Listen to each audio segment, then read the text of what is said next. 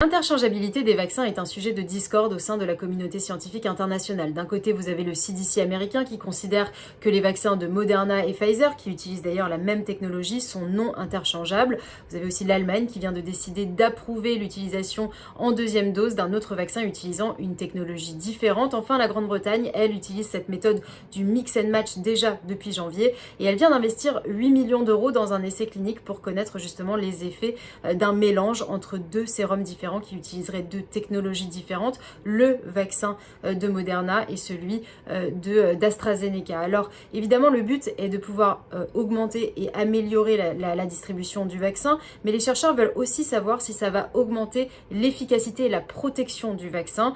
C'est une méthode qui existe déjà depuis longtemps, on l'appelle le Prime Boost, on pourrait le traduire en français comme étant l'injection primaire et l'idée est de coupler deux réactions immunitaires différentes. Donc dans le cadre des vaccins contre le Covid-19, vous avez par exemple le vaccin d'AstraZeneca qui lui va créer une réponse plutôt cellulaire, c'est-à-dire la création de lymphocytes T.